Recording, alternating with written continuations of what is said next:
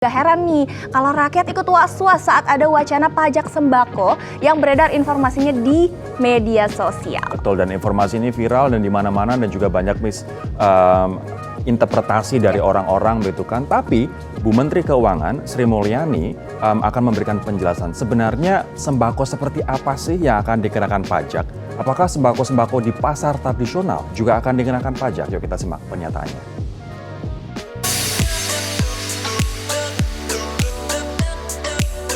Inliner sudah dengarkan kabar gonjang-ganjing tentang rencana pemberlakuan pajak pada produk sembako. Nah, publik pun bertanya-tanya dan ikut deg-degan nih, benarkah pajak sembako akan diberlakukan?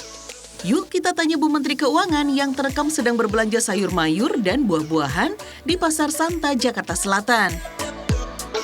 Saat berbelanja, Sri Mulyani sempat berbincang dengan sejumlah pedagang yang akhirnya curhat. Mulai dari mengeluhkan jumlah pembeli yang menurun, mulai berjualan secara daring, hingga pertanyaan seorang pedagang bumbu tentang pajak sembako.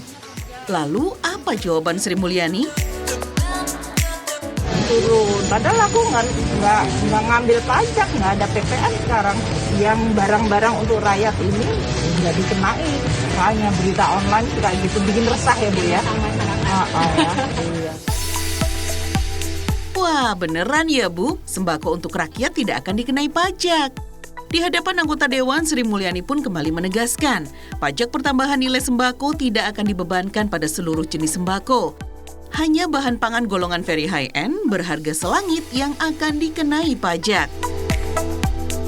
Fenomena munculnya produk-produk yang very high-end, tapi namanya tetap sembako, sama-sama beras namanya. Sama-sama daging sapi, Pak. Tapi ada sapi Wagyu yang per kilonya itu bisa 3 juta atau 5 juta. Kan bumi langit, Pak, jadi dalam hal ini. Jadi kita juga akan melihat justru pajak itu mencoba untuk mengadres isu keadilan. Namun anggota Komisi 11 DPR RI masih mempertanyakan pembagian klasifikasi jenis sembakonya yang akan terkena beban pajak itu. Wagyu atau bukan itu daging, beras mau basmati dan sebagainya itu beras, itu klasifikasinya.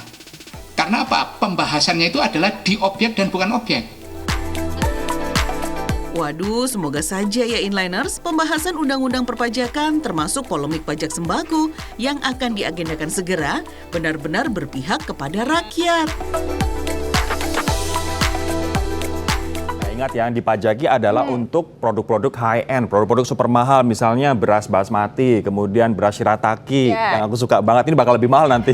Daging Wagyu. Daging Wagyu, pokoknya yang mahal-mahal. Sementara di pasar tradisional aman, tidak akan dikenakin pajak. Jadi yang di sosmed itu meresahkan ya kalau kata Bu Sri Mulyani. Kalau misalnya ada anggota DPR yang mengatakan tadi, misalnya ya berasnya tetap beras, Wagyu tetap daging, ya tapi kan konsumennya berbeda. Wagyu mereka yang super kaya, nggak apa-apa bayar lebih mahal ya kan, sementara masyarakat tetap harus kita lindungi dengan tidak dikenakan pajak. Tapi makanan kesukaan kamu lah yang bakal kena PPN. Nggak apa-apa, aku harus berarti makan nasi jagung sama tiwul aja nanti. Ganti ya.